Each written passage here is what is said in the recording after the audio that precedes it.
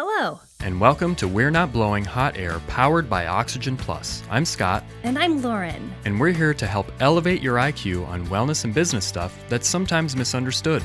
Oh, like recreational oxygen? Yes. Let's get smarter with this week's guest of We're Not Blowing Hot Air.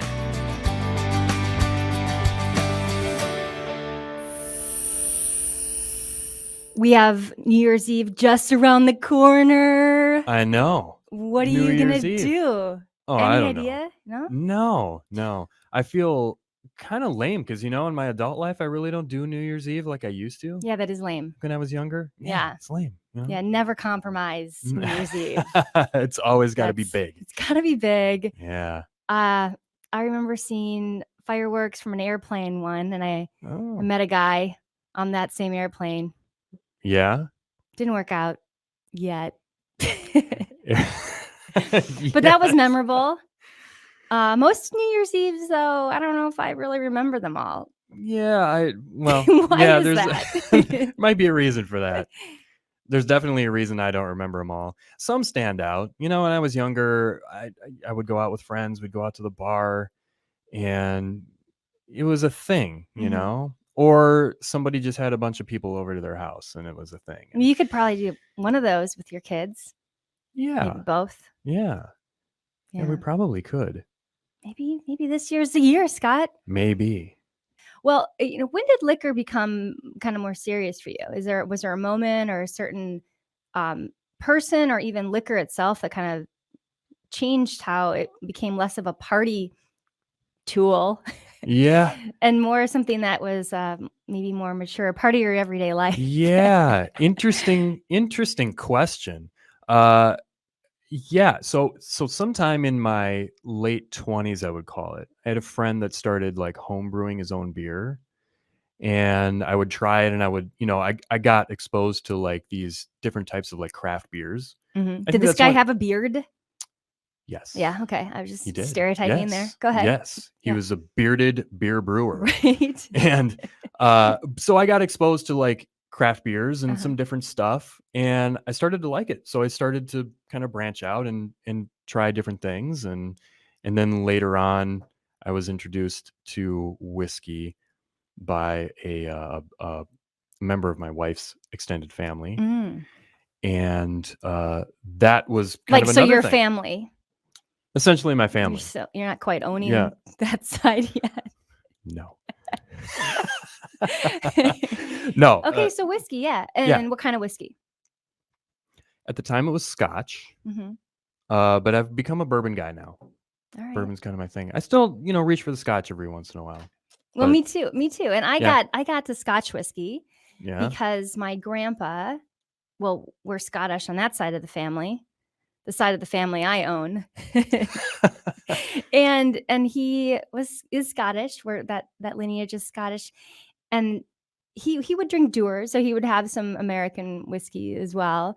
But predominantly, I like the Scotch aspect of it because it was dually something that I identified with my grandpa. And I had to drink it, and I had to drink better whiskey to acquire the taste. It didn't happen right away. So I remember I was living in Chicago at the time, and I would, order it and like grimace and wince but eventually my taste buds turned around. Yeah. And I caught up. You mentioned like drinking better ones.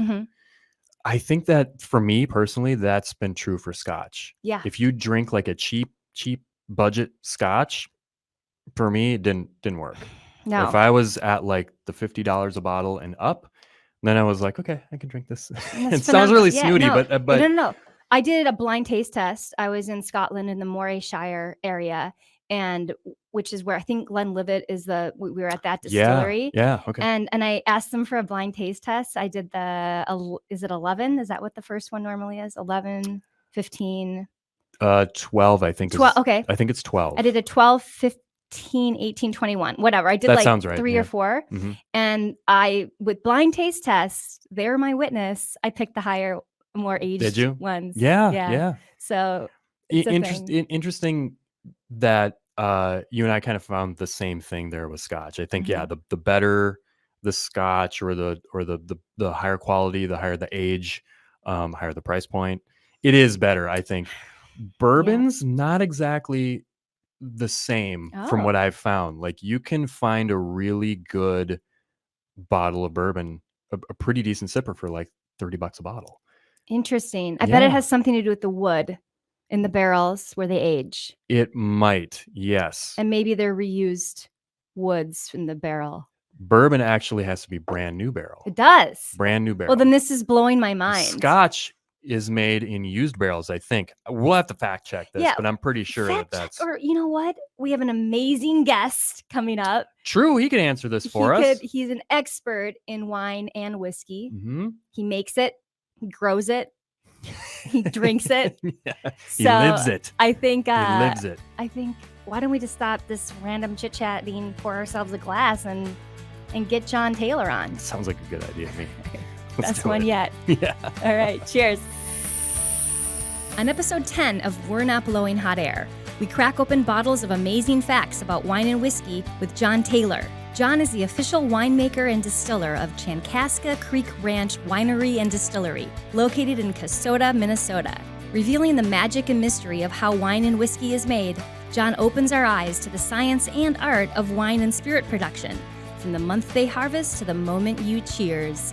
Plus, John delights us with the chemical role oxygen plays in making wine and whiskey taste so good. All this and more about how to make and drink booze like you mean it on this episode of We're Not Blowing Hot Air. John Taylor, welcome to the podcast. Welcome, John. Well, thanks for having me. Love being here. Yeah. So, John, you are Vice President of Alcohol Operations and the official winemaker and distiller for Chankaska Creek Ranch Winery and Distillery, located here in Minnesota. That sounds like a pretty awesome job, I got to be honest. It's something I've been working my whole career towards, and second year here in the big chair, as they like to say. But next year will be my 20th year making wine. Hard to believe. Wow. You're too young. Were you Yeah. starting in the cradle?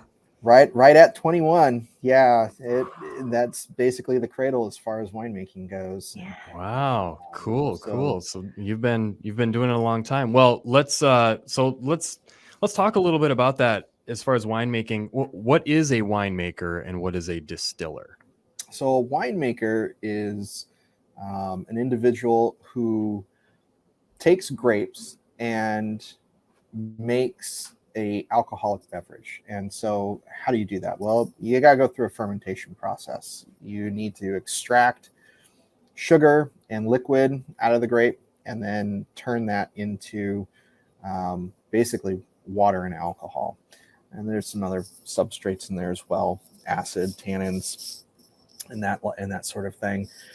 But the primary job of a winemaker is mainly a taster, which means for about 6 weeks every year, I am in a vineyard every single day, evaluating when those grapes are ready to be harvested.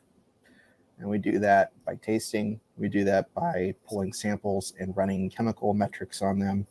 And when the ultimate pick point is reached, it's my job to work with the grower then to get those grapes into the winery. And then we start the winemaking process from there.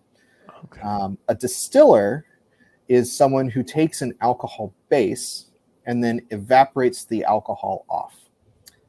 Alcohol evaporates at 78.2 degrees Celsius. And so we go through a process in our pot still where we heat that alcohol medium up and we boil the alcohol out. We evaporate it out of the liquid that it's trapped in.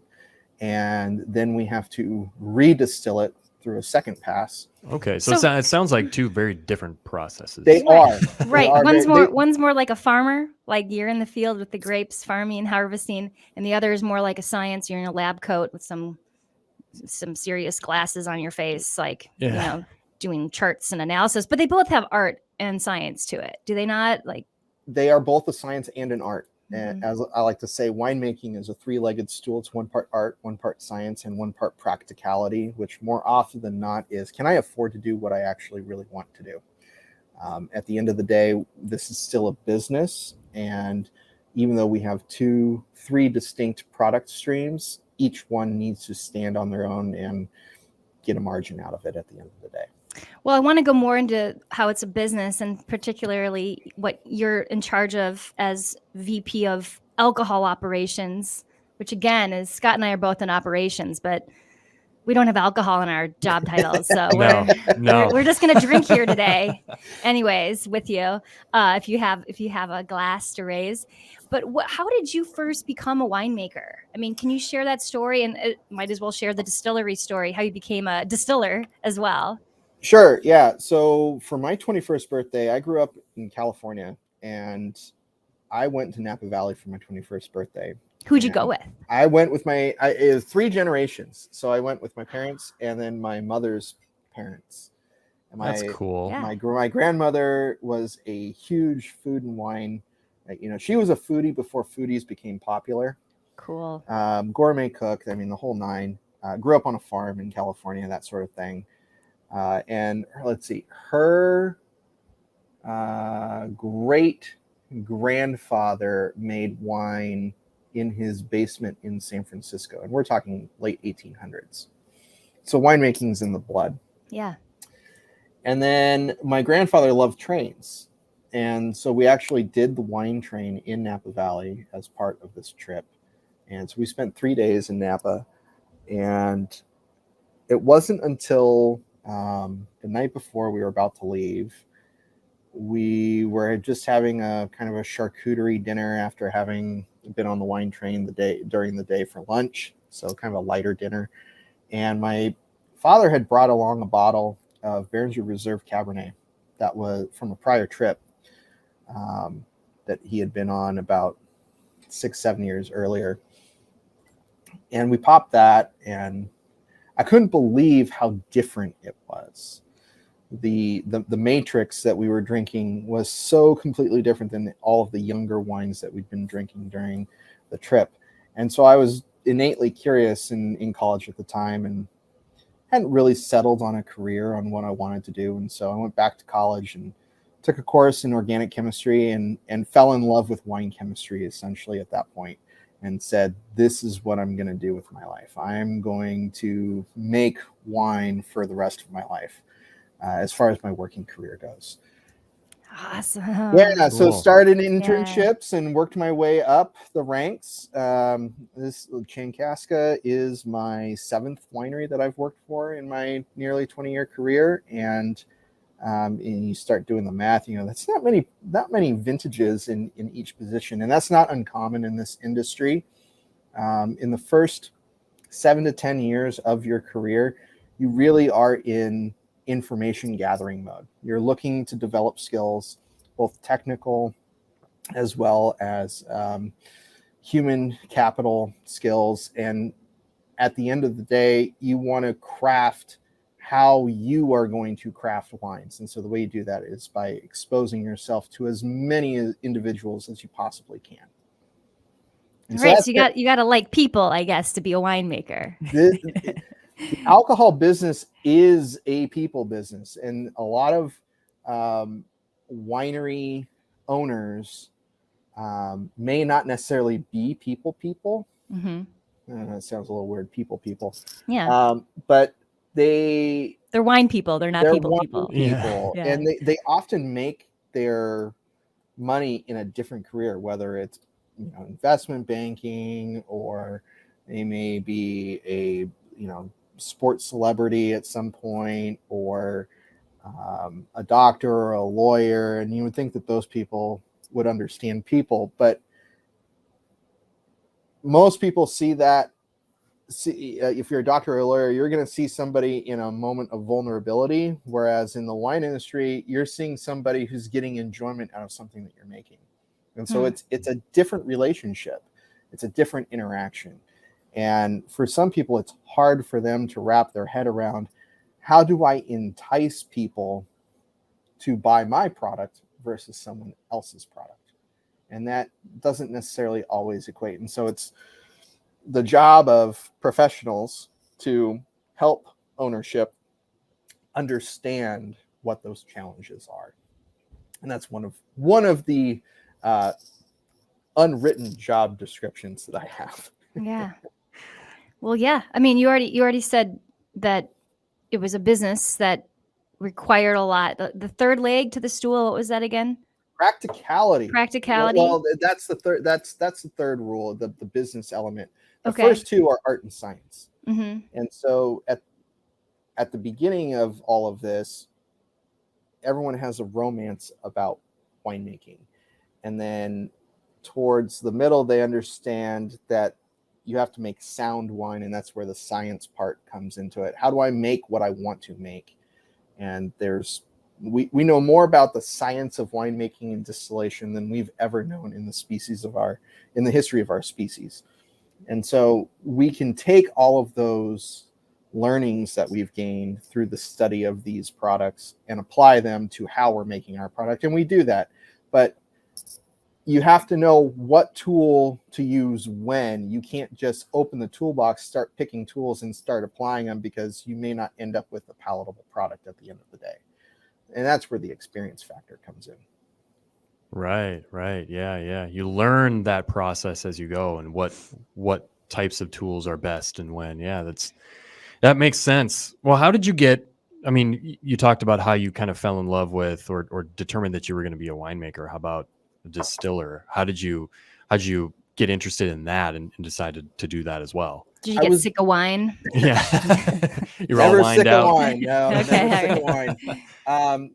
You get to a point in your career and you start to look at some of the choices you've made. And one of the things that my wife and I were looking at was, we're native Californians. You know, I'm a 5th generation Californian, which is saying something in California.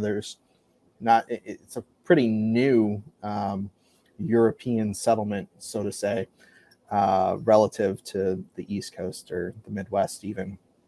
And we were kind of tired of the rat race that became California and trying to survive as far as economics and family economics.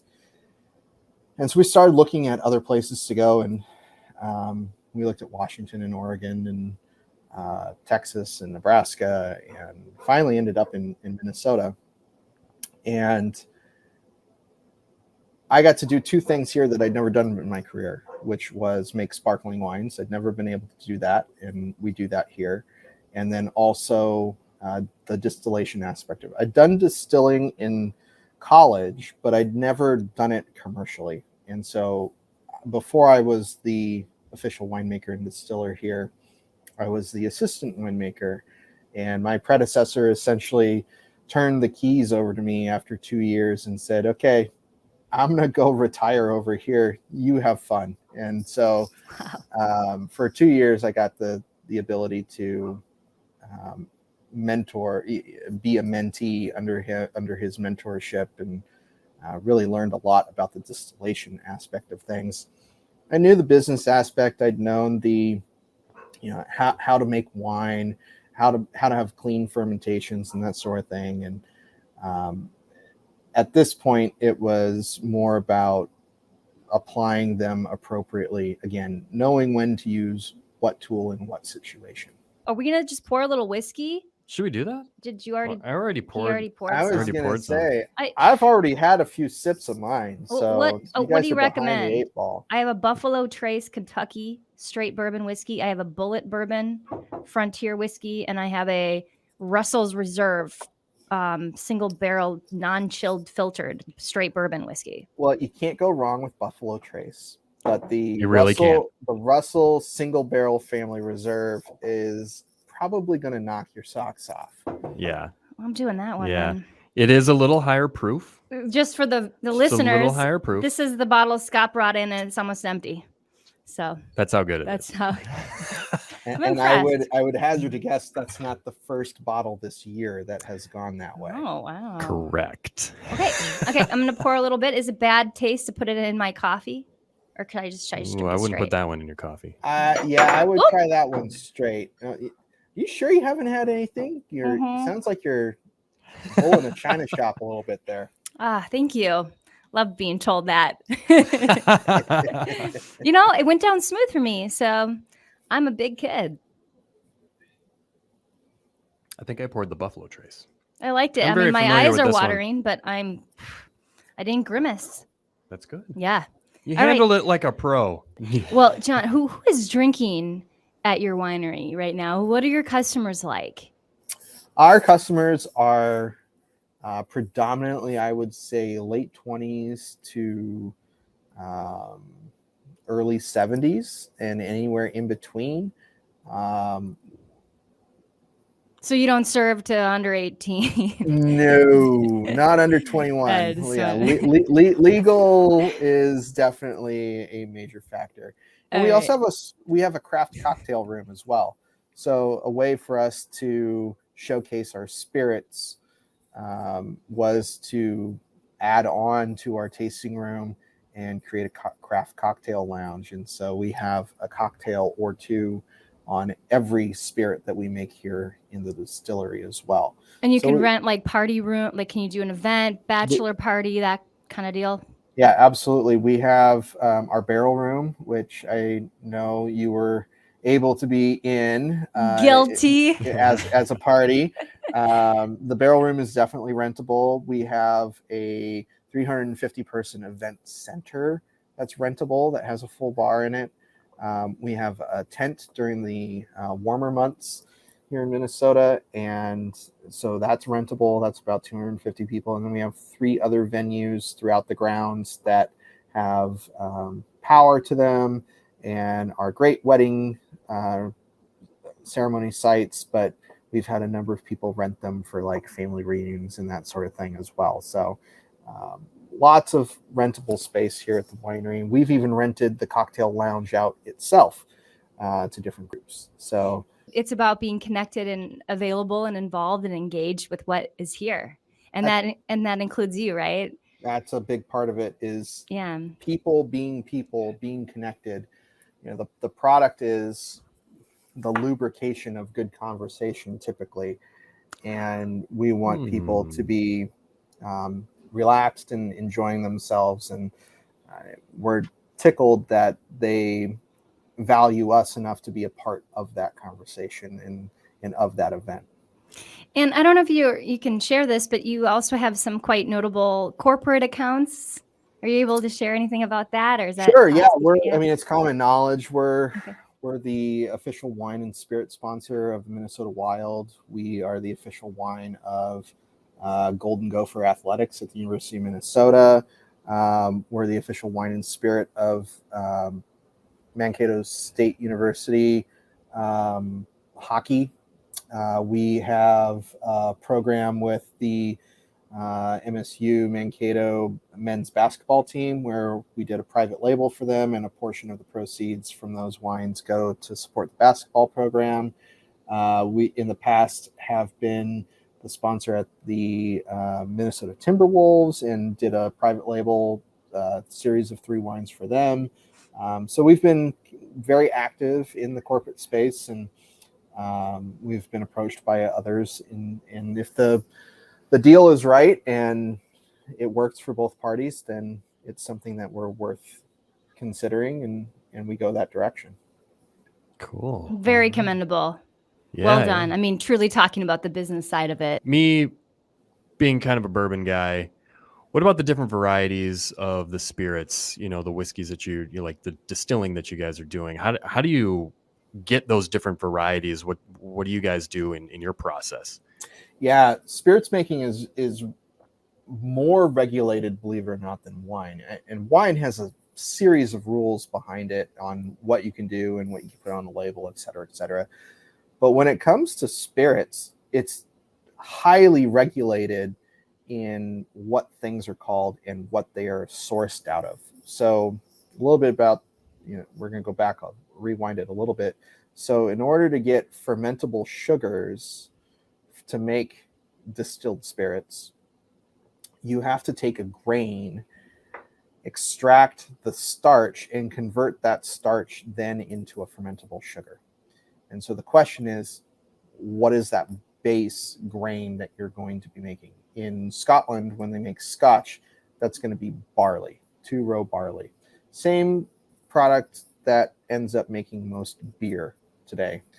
And I'm not talking the big guys, the big behemoths that make light beer. And they've got a whole bunch of other adjuncts. But when you talked about craft brewery, they're going to be using pretty close to 100% barley in their mash that they then cook to extract those sugars in order to ferment and make beer out of. Well, that's essentially the same thing that we're doing with distilled spirits, is we are mashing grains, whether they be corn, rye, wheat, or barley, and then fermenting that to dryness so that there's no more sugar left. And then we take that liquor and distill it in our still. So we separate the alcohol from the solids and the other non-alcoholic components. We then have to redistill that and take our heads, tails, and hearts. And then those hearts are actually what end up going into a barrel as far as whiskey goes in order to make spirits. If we're making gin, those hearts are going to be infused with botanicals, different aromatic compounds that will be extracted during the distillation, and that will become gin. If you're making vodka, it's going to be clean hearts from the middle of the run. And so when it comes to brown spirits, it's highly regulated, typically on how long and in what you have to age that product in order to legally be labeled bourbon. You have to be 51% corn in your mash. You have to spend a minimum of 2 years in a brand new American oak charred barrel. And that's actually codified in the law. So the regulations that the United States have on what is legally declared bourbon, you know what the rules are. You have to play by those rules, or you will lose your bond. You'll lose your license to produce. And then, so for the record, Scott, earlier we were talking about what bourbon is, and you were right. I was right. 2 years though. Did you know that? I knew there was American wood, right? I knew there was a minimum. I didn't know what it was. Okay. I probably would have guessed 4, but I was fairly certain that it had to be a new barrel, that to be called bourbon, it had to be done in a new barrel. Well done. I'm going to cheers you to that, Scott. Thank you. Cheers. Yeah, and then rye would be kind of the opposite. Same rules, but so the age requirement in the oak, but the only difference being 51% rye grains at that point. Okay, so bourbon 51% corn, rye is 51% rye. Yep. And then the rest can be whatever. It can be a number of different adjuncts. And then in order to be called single malt, it needs to be barley from all one source. Barley from one source. Okay. So you could have multiple sources for something. So like if you're making bourbon or you're making rye, you don't have to be solely sourced from a single place. You mean region? It's like a region. Region or farm, yeah. And year as well. What about year? Can I take a 2021 with 22? Doesn't matter. Okay. Doesn't matter. Okay. The age requirements is starts the minute that you fill that new barrel or barrel period. Like with brandy, you have to do 2 years of age, but it doesn't have to be in a new barrel, and it can be whatever barrel you want. It doesn't have to be American oak. So brandy's got a lot more flexibility in terms of what you can age it in and how long you have to age it. Well, you have to age it for 2 years, but what you age it in is, and what you blend into it is far more loose as far as the government goes. Okay. So would you say that it's easier, quote unquote, to do brandy or something like that as opposed to a bourbon that just has a lot more like requirement around it? I think the spirits in general are just harder because you've got so much time involved that you don't know what you have until you get to that point in time that you start sampling and trying to put a product together. And so the art and the practicality of big distillation distilleries, the consistency that they have year in and year out with their product lines is just mind blowing to me, because there's so many variables at work. I mean, each individual barrel in itself is a different element than the barrel next to it. Barrels may have been made and fired in the exact same, right next to one another in the cooperage, and filled with the exact same product in the distillery, and they could be completely different spirits. Yeah, that's incredible. And I think I heard somewhere too that sometimes those different barrels of different ages are mixed with each other to become the final product. Am I right about that? You are absolutely right about that. And so Okay. if there is a age listed on the label, that is the youngest age that make up that particular bottling. Got it. So if you have a 12-year-old Scotch or something, there could be a Could be a 20-year-old or a something from. 50-year age Oh, Scotch. wow. In that Okay. blend. Yep. So a barrel that's been sitting there for 30 to maybe 50 years, and that's being used to mix with younger barrels to ultimately get what ends up in the bottle.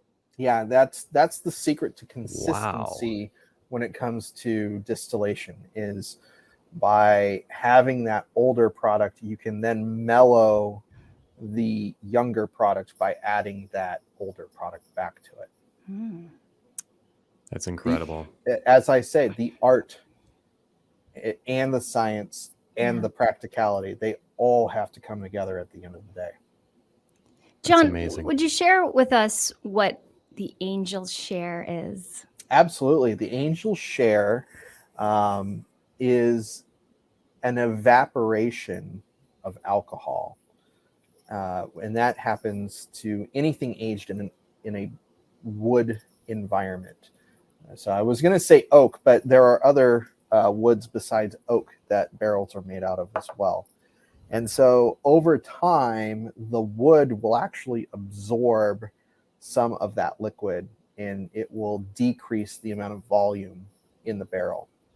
And in the terms of distilleries, that alcohol will actually then evaporate, because we're going into a barrel at higher than 100 proof, and that would be about 50% alcohol to the layperson.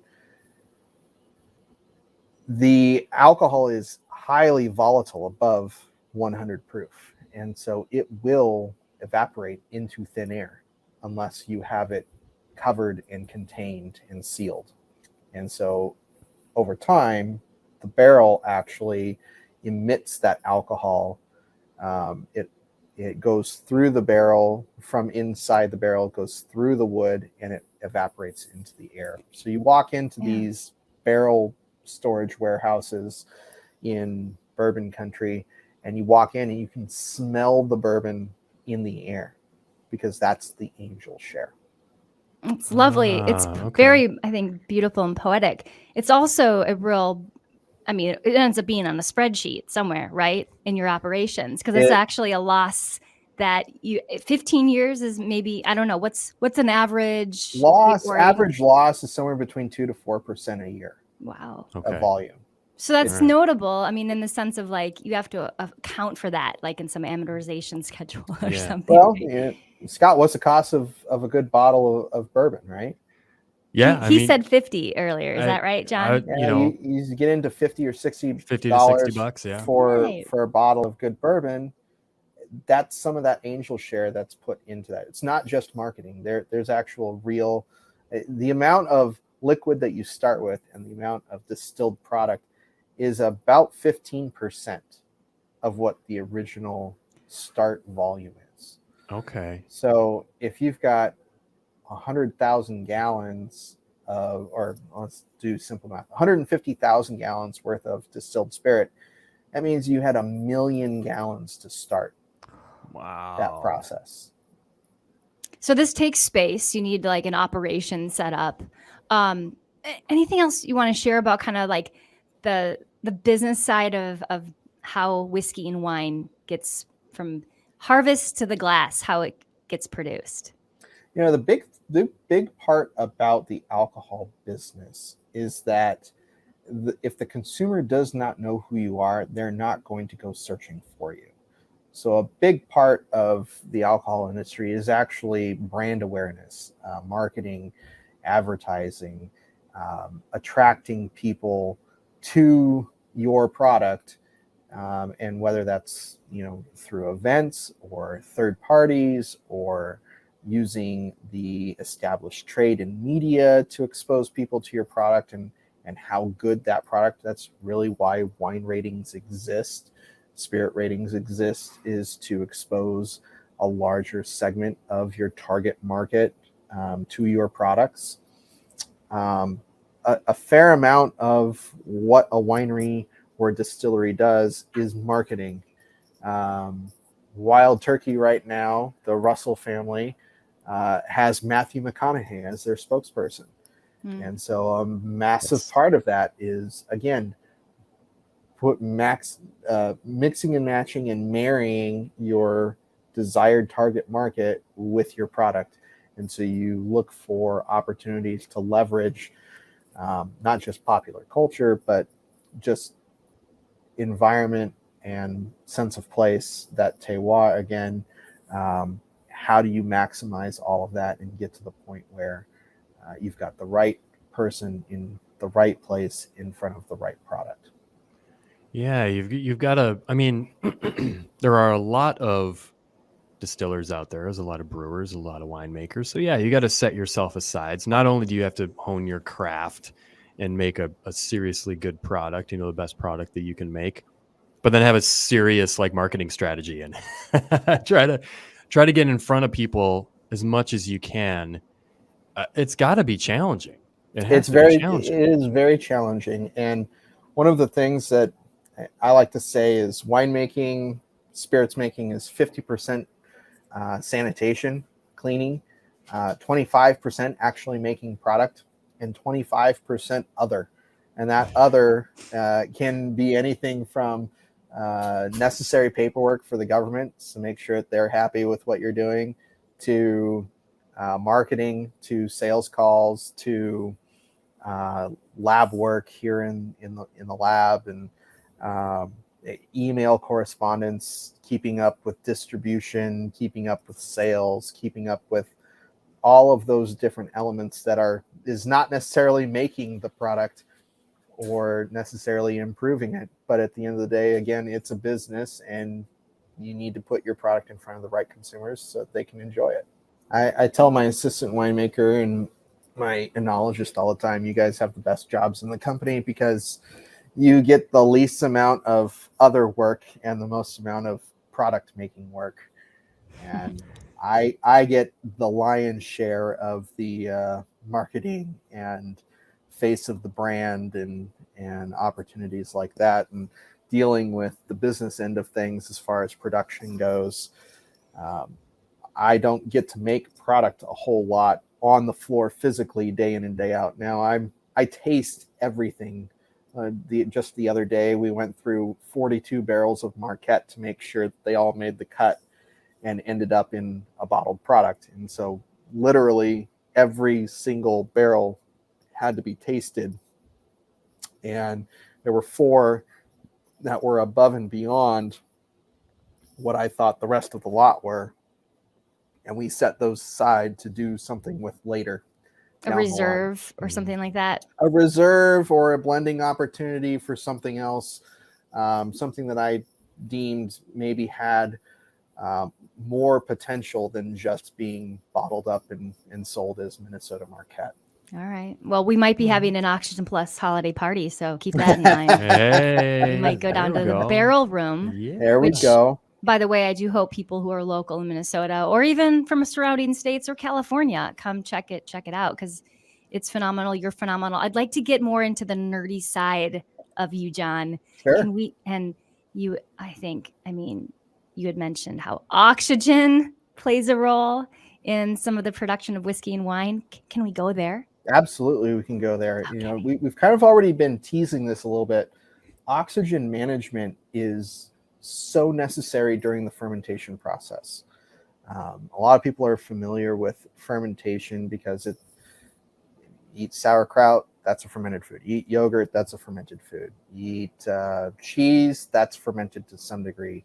And of course, wine and spirits and beer are all fermented products as well. And so the yeast need oxygen as part of a healthy fermentation. So how do you do that? Well, you have to introduce it in various forms. You can bubble it directly into the fermentation. You can add it via a Venturi process, or you can screen it through a screen into a tub and then pump it back into the tank. And so those are all various forms in which you can introduce oxygen into a fermentation. With our spirits, since we're fermenting on the grains themselves, we have an agitator running. And so it creates a whirlpool, and you will get aeration into the fermentation of the mash that way. And then afterwards, once you're done with the winemaking process, once you're done with the distillation process, and you have put your product into a barrel, you're now adding oxygen in small amounts into the barrel. Every time you open the top of the barrel for wine to either top the barrel up or to grab a sample from it, you're actually introducing oxygen into the media at that point. With spirits, typically we use hard wooden bungs. We hammer them in place, and then we let them sit for years. And so you've got that angel share and slow amounts of oxygen going back into that spirit, helping mellow those tannins and that alcohol and marry that product together.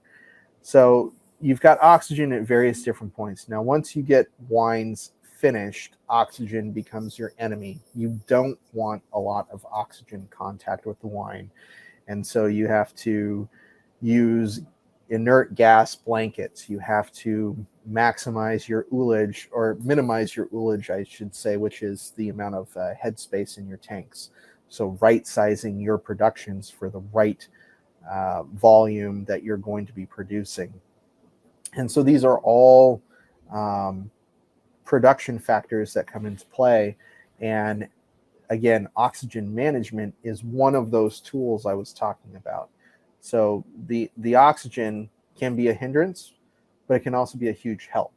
And so knowing when to use oxygen and how much to use is a critical part of what a winemaker or a distiller does, because it is such an integral part of the process of making alcoholic spirits or wines. Is the oxygen you're using ambient air? I mean, is that what you're saying? You're just managing the existing air, which is it filtered in the distillery or the wine? What do you call it? Where you make the wine? Is that in the winery? In winery? The cellar. The cellar is the cellar.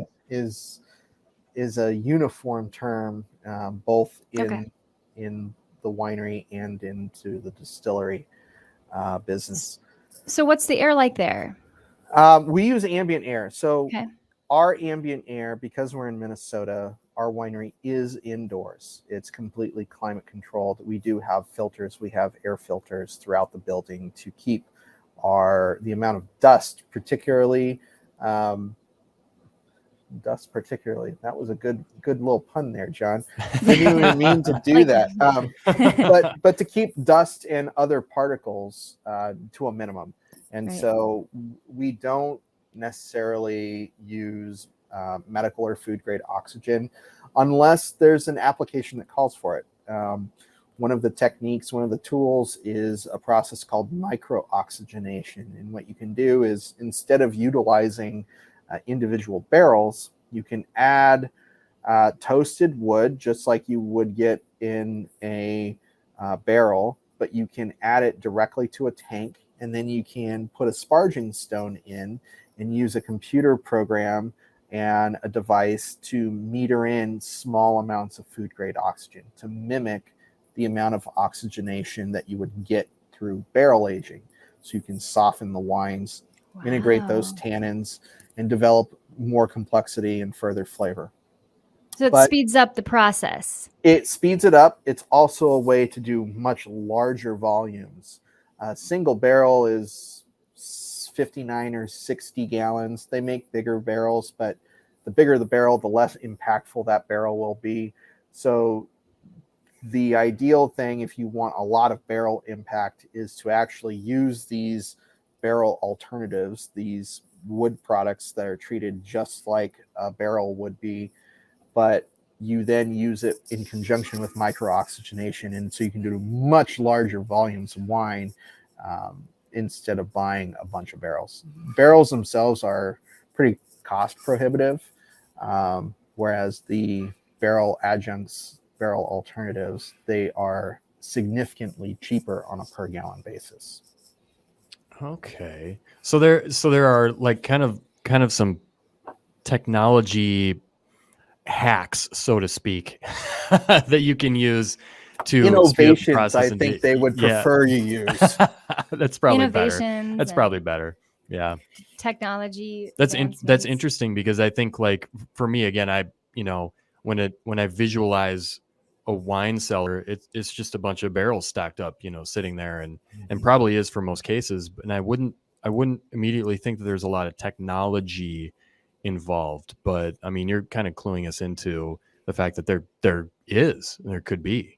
Yeah, there's a significant amount of technology now in both wine and distillation. Our still has more knobs and dials and electronic sensors on it than what most people would associate with a distillation. You walk into a brewery nowadays and it's all automated. It's all air actuated valves. It's all driven by a point of control that's a computer program. The brewers themselves are not adding necessarily grain directly to a tank. It's all hard piped, and the barley will come in massive trucks and will get pumped into big silos, and the breweries or the distilleries will use those silos to then fill their mash tuns.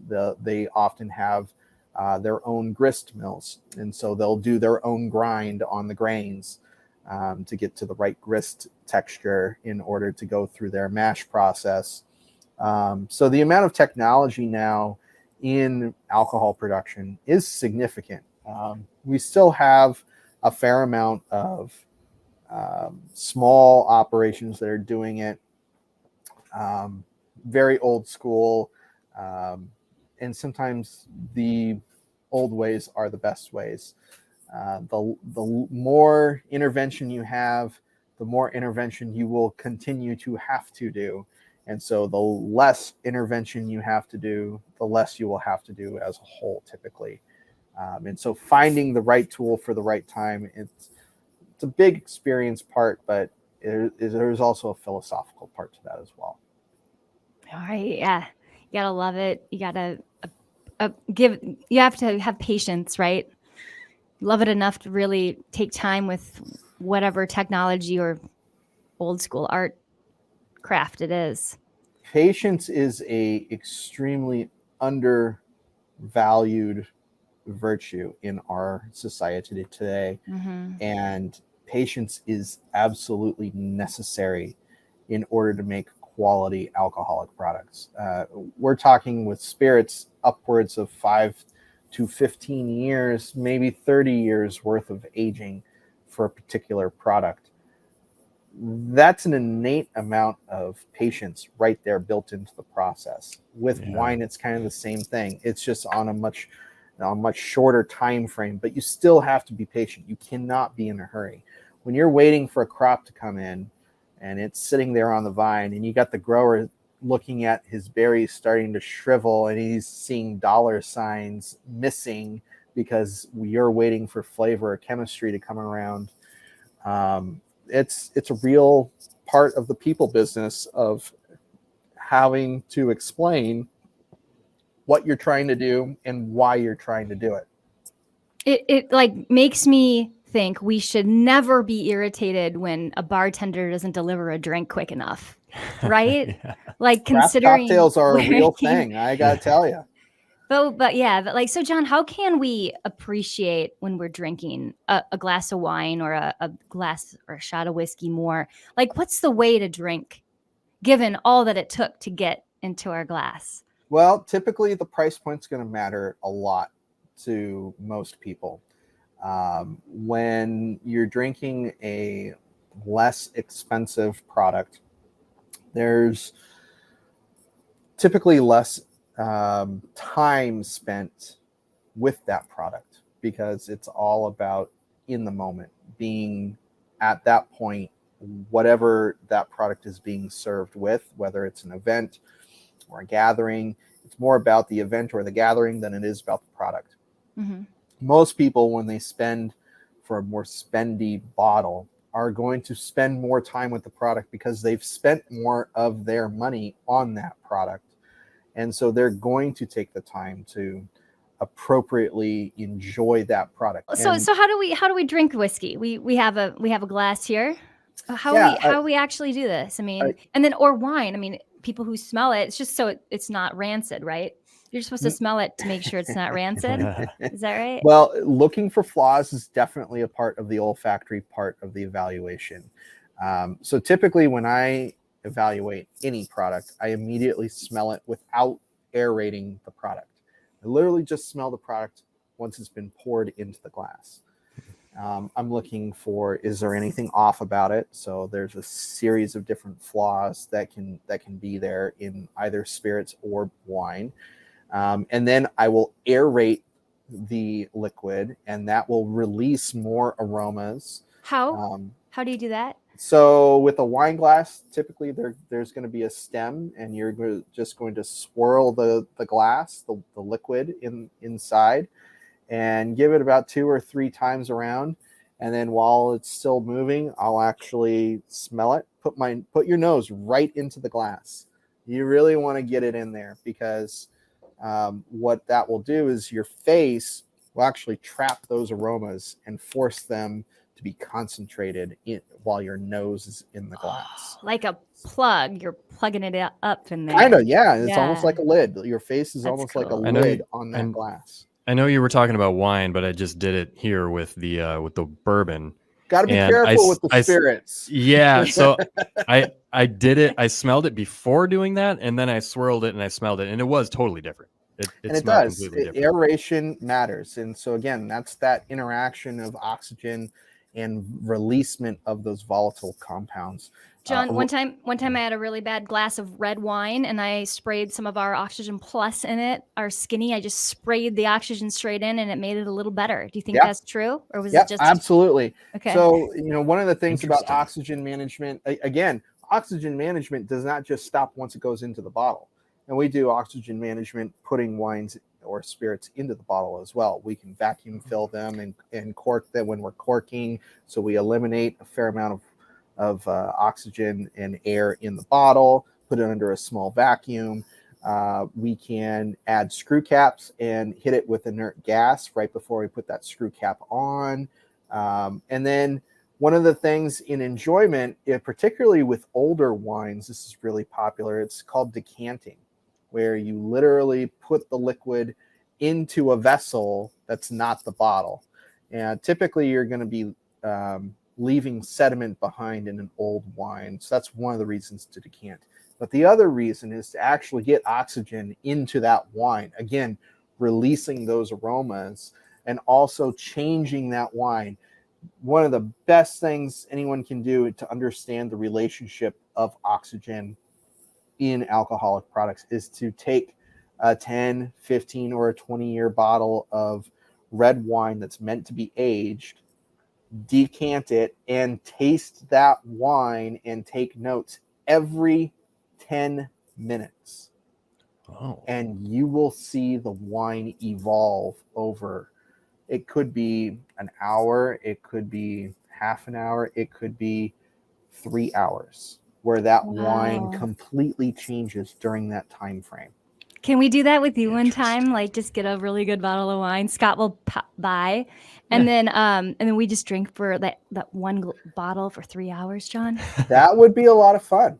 Okay, yes. That would be a lot of fun. I would be. But yeah, those are all various things. And again, oxygen management is integral in alcoholic products because it's so involved in the primary fermentation, in the aging of the product, in the elimination of oxygen during the finishing stages, and then once again in the enjoyment of the wine, how oxygen plays. There's so many different elements at work, and it takes time to understand how they all play together. Yeah, interesting. How do you like develop your palate in order to be able to taste? Like, you taste the grapes and you're tasting wine out of each barrel you're talking about to make sure that it's good. How do you know what to look for? How do you develop your palate to be able to taste certain things, when it's good, when it's not? Are you familiar with Malcolm Gladwell? Right. Yeah. Yes. He's an author that wrote the book Outliers and Blink. and And Blink. Blink, Well, right? And Yeah. the other the- more famous one. Yeah. I've heard of he's got Outliers a too. Yeah. series of Yeah. them. Anyways, the idea behind Outliers was that it takes 10,000 hours to become proficient in a given skill. And he brought up a number of different examples: the Beatles, his mother, who was the other one? NHL players. They have a tendency to all be born in January, February, or March because they tend to be a little bit bigger and a little bit stronger than the other kids born later in the year. Well, they realized that the start date of being in a calendar year, those kids have 9 months of advancement on kids born at the later half of the year. And so the distribution chart of when their birthdays were was skewed towards January to March. Mm-hmm. Same thing happens in doing alcohol, making alcohol for a living. It's about 12 years of 3-month harvests to become proficient at 10,000 hours. You're going to put about 10,000 hours in during a 3-month harvest over about 12 years. So nobody who like, if Scott and I are at like a business dinner or something, and somebody's like, "Oh, brings this year, this vintage," and then they smell it and they're like, "Oh, that's this." Like, they're full of crap because it would have taken them 10,000 hours to really know what a note is. So where I was going with that is you have to expose yourself to as many different things. So we were talking about cigars and how walking into a humidor is unlike any other aromatic experience. Well, you have to experience that in order to have that experience, to be able to apply that if you smell that smell again. Gary Vaynerchuk a was reference point. Yeah, reference point. Sure. Smell is your strongest memory, period. Yeah. The memories that are tied to smell are so powerful compared to any other memories that you generate. Gary Vaynerchuk is famous. He was the wine library guy, and now he runs a big social media marketing firm. And he was famous for doing YouTube videos. He did 1,000 YouTube videos on wine reviews. And he did a whole video on how to taste wine.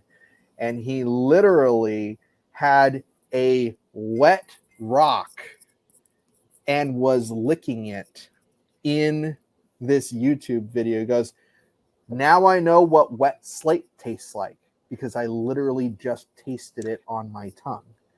And what does wet earth taste like? What does moss taste like?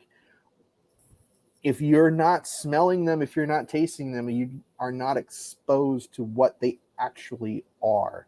And until you create those reference points and you can recall them in an instant in the glass, that's the part that takes time to develop. So the more the moral of the story is, the more you taste, the more experiences you have when it comes to sensory evaluation, the better you'll get at it. And the more you're plugged into your world and your life and like what's all around you. Yeah. Like, just try eating some dirt, right? Like, that's not a joke, right? He actually Yeah. did that on the Ellen show.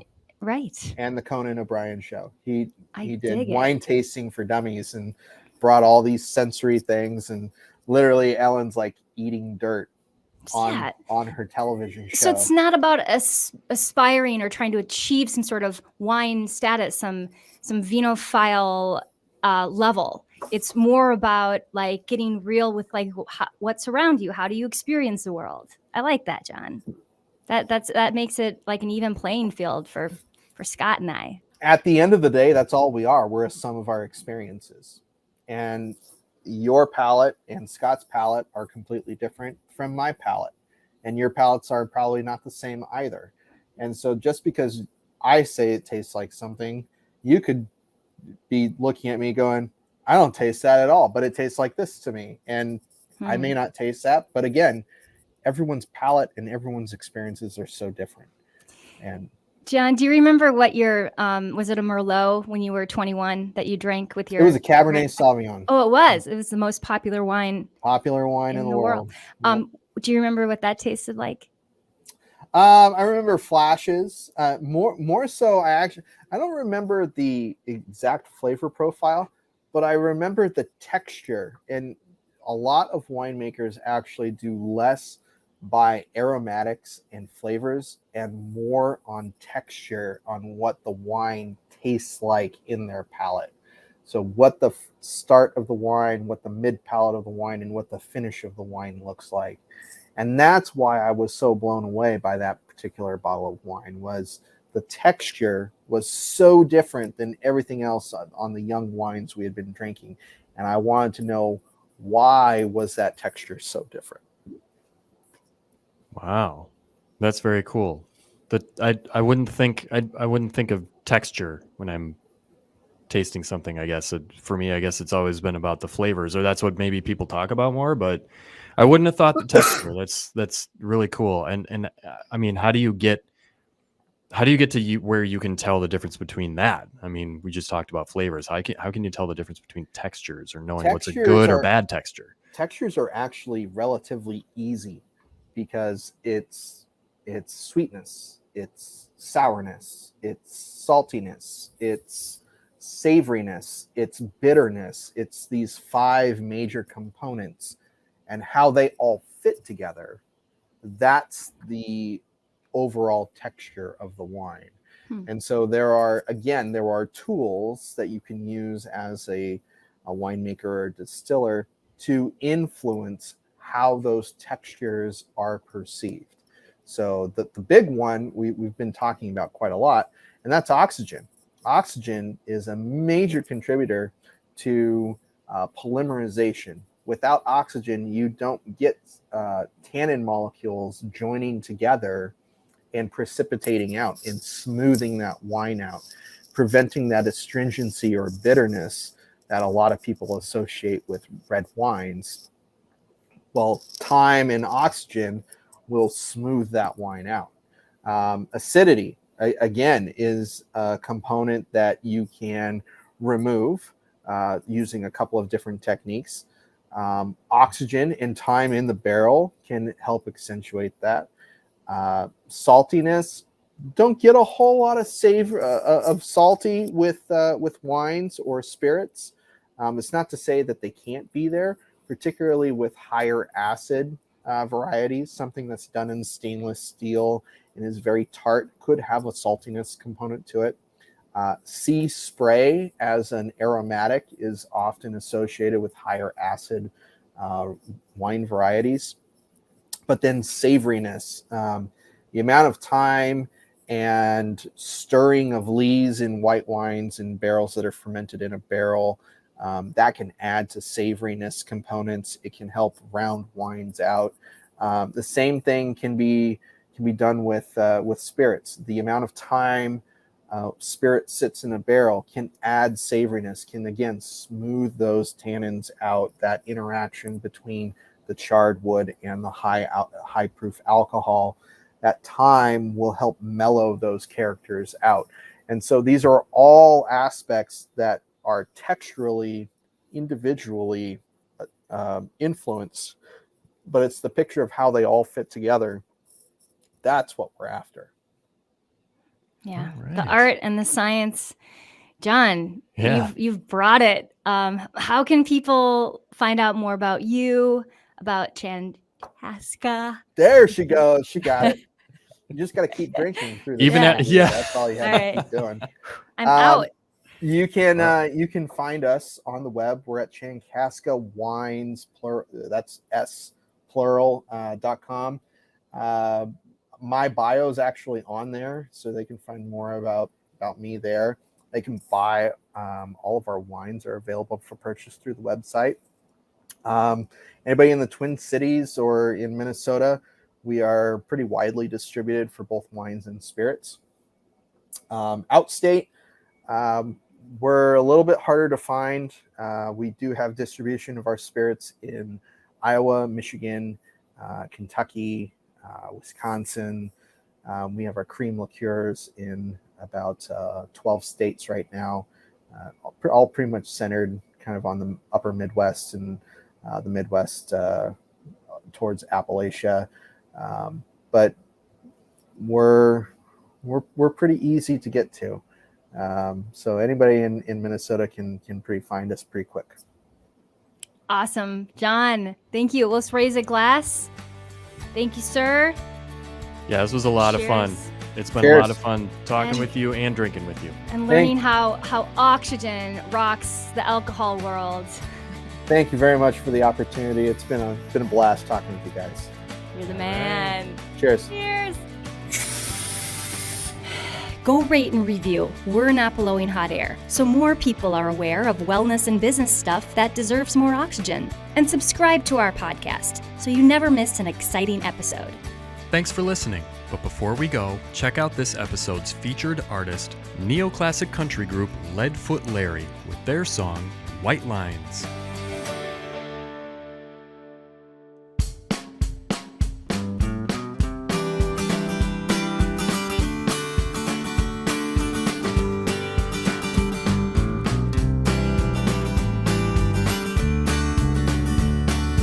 Hey man, could you ever take the wheel just for a little while? It's getting heavy, like my eyes, I need to keep them open wide. Might catch a sunrise, Lord, if I do, I'll surely greet the brand new day. It means my lady, just a little further up along the way. So don't cross them white lines. Yeah, I need to get back to my baby to make things alright. So don't cross them white lines. Yeah, I need to get back to my baby to make things alright. Sometimes I wonder if the open road can purify my soul, like finding Jesus in the tires that have conspired to make me roll. Destination is the only thing that keeps me tried and true. So let's find our fortune, and I can tell her, babe, I'm coming home to you. So don't cross them white lines. Yeah, I need to get back to my baby to make things alright. So don't cross them white lines. Yeah, I need to get back to my baby to make things alright. Keep it headed towards that fine horizon line. It's been lying to me. Now I'm ready to embrace the things in life that I was born too blind to see. Don't cross them white lines.